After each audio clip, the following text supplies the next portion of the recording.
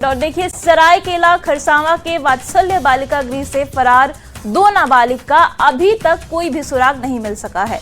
48 घंटे बीतने के बाद भी पुलिस के हाथ अब तक खाली है। बालिका गृह में सुरक्षा के इंतजाम पर अब गंभीर सवाल खड़े होने लगे हैं। साथ ही दोषी कर्मियों और अधिकारियों पर कड़ी कार्रवाई की मांग भी उठने लगी है। पूरी खबर इस रिपोर्ट में देखिए। बालिका गृह से 2 नाबालिग फरार, 48 घंटे बाद भी नहीं मिला सुराग।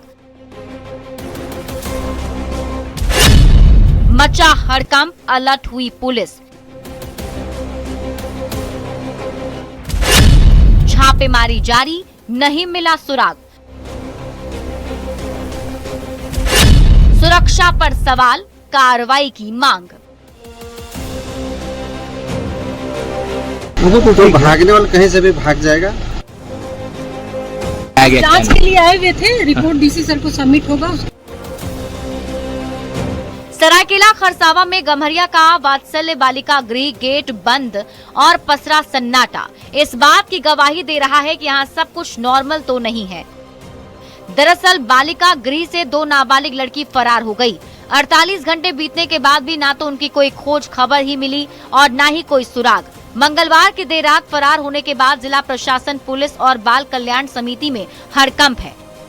दोनों नाबालिग की तलाश में संभावित ठिकानों पर छापेमारी जारी है, लेकिन पुलिस के हाथ अब तक खाली हैं।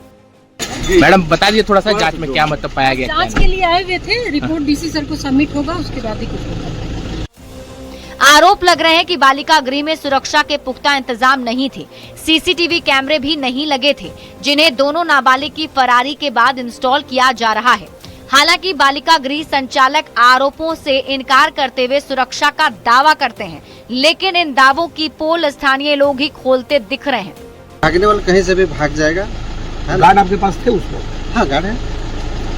मैडम तो बोल रही कि गार्ड है। उस समय सही नहीं आधे घंटे के लिए फ्रेश होने गई थी और उसी समय तो अभी आए थे तो गेट में इन करने नहीं दिया जा रहा हम लोग को, सुरक्षा का माध्यम से जो भी हो। अभी आए तो देख रहे हैं कि अभी सीसीटीवी लग रहा है और गार्ड का भी आज गार्ड देख रहे हैं कि आज पहला दिन है जो गार्ड यहाँ पर उपस्थित हुआ। इस वात्सल्य बालिका गृह का उद्घाटन 15 अप्रैल को डीसी ने किया था, लेकिन करीब 1.5 महीने बाद ही ऐसी घटना ने प्रशासनिक निगरानी और सुरक्षा प्रबंधन पर गंभीर सवाल उठाए हैं। बालिका गृह जैसी संवेदनशील जगह से नाबालिगों का फरार हो जाना बेहद गंभीर मामला है। लोगों ने पूरे मामले की निष्पक्ष जांच कर जिम्मेदार अधिकारियों पर कार्रवाई की मांग की। फिलहाल सबसे बड़ा सवाल यही बना हुआ है कि आखिर दोनों बच्चियां कहां गईं और सुरक्षा व्यवस्था में इतनी बड़ी चूक कैसे हुई। न्यूज़ 18 के लिए सरायकेला से आशीष तिवारी की रिपोर्ट। हजारीबाग का एसबीएमसीएच इन दिनों बदहाल स्वास्थ्य व्यवस्था की तस्वीर पेश कर रहा है। करोड़ों रुपए का बजट, मंत्री इरफान अंसारी के दावे, सब कुछ फेल होते हुए नजर आ रहे हैं। इलाज की उम्मीद लेकर पहुंचे मरीज गर्मी और बदहाली से जूझने के लिए मजबूर हैं। बिजली गुल है, पंखे बंद हैं, वार्ड में उमस और बेचैनी का माहौल है। मरीज पसीने से तरबतर हैं, पर सिस्टम मानो गहरी नींद में सोया हुआ है। सवाल ये है कि आखिर स्वास्थ्य व्यवस्था की इतनी बड़ी लापरवाही का जिम्मेदार कौन है? ये रिपोर्ट देखिए।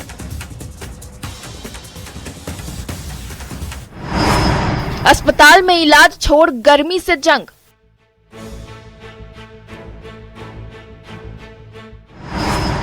अस्पताल आए तो पंखा साथ लाएं।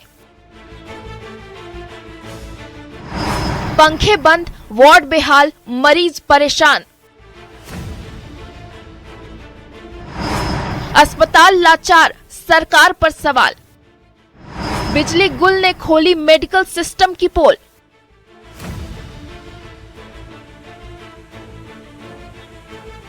ये तस्वीरें हजारीबाग के शेख भिखारी मेडिकल कॉलेज अस्पताल की है, जहां अस्पताल के वार्डों में बिजली कटते ही मरीजों की परेशानी कई गुना बढ़ गई। भीषण गर्मी में पंखे बंद पड़े हैं। मरीज हाथ के पंखों और अखबारों से खुद को राहत देने की कोशिश कर रहे हैं। कहीं बुजुर्ग मरीज बेड पर तड़पते नजर आए तो कहीं परिजन बच्चों को हवा करते दिखे। अस्पताल में इलाज से ज्यादा गर्मी से राहत की जंग चल रही है। और खुद यहाँ पे पंखा सीलिंग फैन भी नहीं है, खुद का हमको खुद अपना पंखा खरीदना पड़ा, टेबल फैन। दिक्कत तो है, अभी खुद को पेशेंट जो है रात भर खुद पंखा चलाना पड़ रहा है। हैरानी की बात यह है कि अस्पताल परिसर में करोड़ों की लागत से बड़े बड़े जनरेटर और सोलर सिस्टम लगाए गए हैं। बावजूद इसके बिजली कटते ही पूरा अस्पताल अंधेरे और उमस में डूब जाता है। मरीज गर्मी से बेहाल है तो ये सीधे तौर पर लचर प्रबंधन और स्वास्थ्य व्यवस्था की पोल खोलता है। कई बार शिकायत के बाद भी व्यवस्था में कोई सुधार नहीं हुआ है। 14-15 तो बेड है, उसमें से 5 तो पंखा मात्र लगा हुआ है और वो भी लाइन आ रहा है जा रहा है। गर्मी से हम लोग परेशान हैं। वहीं इस पूरे मामले में अस्पताल प्रबंधन ने बिजली कटौती और डीजल की कमी का हवाला दिया है, लेकिन सवाल है कि जब अस्पताल को हर साल करोड़ों का फंड मिलता है तो फिर मरीजों को इस भीषण गर्मी में बुनियादी सुविधा तक क्यों नहीं मिल पा रही है। सुचारू रूप से नहीं चल पा रहा है। हम लोग हमेशा प्रयासरत हैं कहीं से भी डीजल ला के, अगर लाइट कटता है तो जनरेटर लगाने का, जो भी पंखा खराब है उसको जल्द से जल्द ठीक कराने का, जहाँ एसी काम नहीं कर रहा है उस एसी को चेंज कराने के लिए सब प्रयासरत हैं। था पहले इंस्टॉल, लेकिन वो खराब हो गया है। अभी बोला गया है, ऊपर लिखा गया है, सर एशिया सर का भी जब विजिट हुआ था तो उसमें भी सोलर लगाने का प्रस्ताव दिया गया था। गर्मी से बेहाल मरीज और परेशान परिजन अब सिस्टम से जवाब मांग रहे हैं। सवाल सिर्फ बिजली का नहीं, सवाल उस व्यवस्था का है जो हर बार दावों में हाईटेक और जमीनी हकीकत में फेल नजर आती है। वैसे तो स्वास्थ्य मंत्री डॉक्टर इरफान अंसारी राज्य में बेहतर स्वास्थ्य व्यवस्था के बड़े बड़े दावे करते हैं, लेकिन ये तस्वीर सवाल उठा रही है। करोड़ों का बजट, बड़े जनरेटर और सोलर सिस्टम होने के बावजूद मरीज अगर गर्मी और अंधेरे में तड़पने को मजबूर हो तो ये केवल तकनीकी खराबी नहीं बल्कि स्वास्थ्य व्यवस्था की बड़ी विफलता मानी जाएगी। अब देखना ये होगा कि सरकार और स्वास्थ्य विभाग इस बदहाल व्यवस्था पर कब संज्ञान लेते हैं ताकि अस्पताल में भर्ती मरीजों को बुनियादी सुविधाएं तो मिल सके। न्यूज़ 18 के लिए हजारीबाग से सुशांत सोनी की रिपोर्ट। और अब बात राजधानी रांची के कांके डैम की। 1954 में बने इस डैम की जलापूर्ति और पानी की गुणवत्ता पर लगातार सवाल उठ रहे हैं। ऐसे में न्यूज़ 18 ने कांके डैम के फिल्टर प्लांट की पड़ताल की है, जिसमें चौंकाने वाले खुलासे हुए। आप भी जानिए कि कितना सुरक्षित है कांके डैम का पानी। ये रिपोर्ट देखिए। कांके डैम का पानी बढ़ाए बीमारी।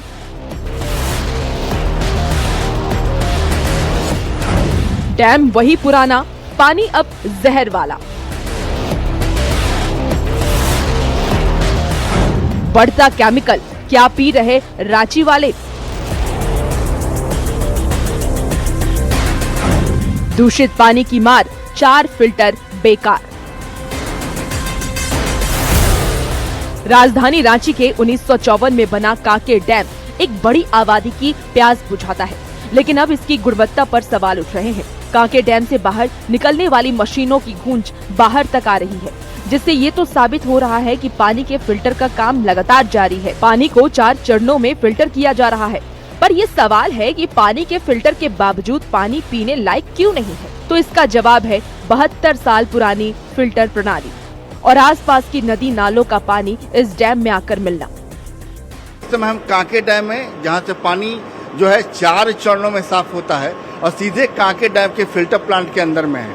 फिल्टर प्लांट में देख सकते हैं कि यहाँ पर जिस तरीके से साफ सफाई की जाती है, अलग अलग चरण होते हैं और अलग अलग चरणों में कांके डैम से पानी यहाँ लाया जाता है और फिर सीधे आपको फाइनल जो 4th चरण होता है, यानी चौथा चरण होता है, पानी सीधे वहाँ से आपके घरों तक जाता है।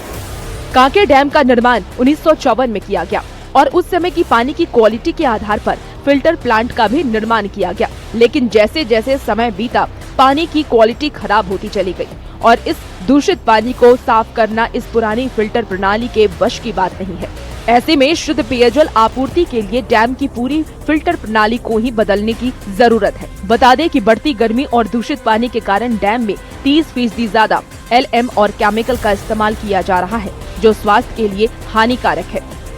सिस्टम तो पुराने हैं लेकिन काम कर रहा है और अच्छा काम कर रहा है, इसमें कोई दिक्कत नहीं है। हाँ, थोड़ा चैलेंज है बट ठीक है, कोई दिक्कत नहीं है। पानी साफ करने में कोई प्रॉब्लम नहीं आ रहा है। अब देखना ये होगा कि आखिर कब तक राजधानी की 30% आबादी को इस जहर से छुटकारा मिलेगा और इस डैम का पानी शुद्ध होगा। कांके डैम में जो फिल्टर का जो सिस्टम है वो पुराना हो चुका है। आप देख सकते हैं कि तमाम यहाँ जो सिस्टम लगे हुए हैं तमाम सिस्टम पुराने हो चुके हैं और ऐसी स्थिति में ज़रूरत इस बात की है एक कांके डैम में जो फिल्टर जो यहाँ प्लांट लगा है उसके सिस्टम को दुरुस्त किया जाए ताकि यहाँ से पहले की तरह जो पहले मिला करता था स्वच्छ पेयजल वो फिर से एक और बहाल हो सके। कैमरामैन संजीव तिवारी के साथ संजय कुमार सिन्हा, न्यूज़ 18 रांची। और देखिए धनबाद से एक बेहद चिंताजनक शोध सामने आया है। IIT ISM के वैज्ञानिकों ने खुलासा किया है कि पिछले 50 साल में गंगा नदी तंत्र से जुड़ी करीब 18 लाख प्राकृतिक जलधाराएं गायब हो चुकी हैं। यानी हर रोज औसतन 99 जलधाराएं खत्म हो रही हैं। धनबाद IIT ISM के पर्यावरण विज्ञान और इंजीनियरिंग विभाग के प्रोफेसर अंशु माली और उनकी टीम ने इसका खुलासा किया है। शोध में झारखंड, पश्चिम बंगाल, मध्य प्रदेश और छत्तीसगढ़ की 7 छोटी नदियों और 56 वाटरशेड का अध्ययन किया गया जो आगे चलकर गंगा नदी में मिलती है। विशेषज्ञों ने रिवर रेड लिस्ट लागू करने, नदियों के प्राकृतिक स्वरूप को बचाने के लिए भूमि अधिग्रहण और एक सेंटर ऑफ एक्सीलेंस स्थापित करने की मांग की है जो जलधाराओं की लगातार निगरानी कर सके। विकल्प निकल के आया है कि कैसे हम रिवर बेसिन को बचाना है, तो हमें उसके साथ इन तीनों फार्मूला को यूज करना पड़ेगा कि हमको वाटरशेड एरिया और रिवर बेसिन एरिया का जो एरिया है उसका 3 टाइम्स या उससे ज़्यादा हम स्ट्रीम्स की संख्या रखें और उनकी लंबाई रखें। इसके चलते जो रेन वाटर हार्वेस्टिंग होगा प्राकृतिक तरीके से वो पूरे वाटरशेड एरिया में या रिवर बेसिन में ये होगा और इसका लॉन्ग टर्म इम्पैक्ट पड़ेगा किस पे, एक्विफर रिचार्ज पे। इसका लॉन्ग टर्म इम्पैक्ट पड़ेगा हमारे वाटर एबिलिटी पे और इसका लॉन्ग टर्म इम्पैक्ट पड़ेगा हमारे एग्रीकल्चर प्रोडक्टिविटी पे, लाइवलीहुड पे। सबसे बड़ी बात है कि इसे लेकर अब तक सरकार के द्वारा भी कोई बड़ी योजना नहीं लाई गई है। नमामि गंगे योजना के तहत नदियों को बचाने की मुहिम चल रही है, लेकिन जो उद्गम स्थल है और वहां से जो धाराएं नदियों तक पहुंचती है उससे बचाने का कोई योजना नहीं बना है और इसे लेकर प्रोफेसर अंशुमाली ने बड़ी चिंता जताई है। उनका कहना है कि जिस तरीके से जमीन का अतिक्रमण किसी न किसी तरीके से हुआ है और वही कारण है कि वो धाराएं विलुप्त हो चुकी है। अगर धनबाद की बात की जाए तो यहाँ बड़ी नदी बड़ाकर और दामोदर है और 70% वह भी विलुप्त हो चुकी है। यानी पूरे देश के साथ धनबाद की स्थिति बहुत ही अच्छी नहीं है। अब ऐसे में अगर जल ही जीवन हम मानते हैं तो सरकार और आमजन दोनों को ही सजग होना होगा, तभी हम इस पानी को बचा सकते हैं और आने वाले भविष्य को हम पानी को छोड़ सकते हैं। संजय गुप्ता, न्यूज़ 18 धनबाद।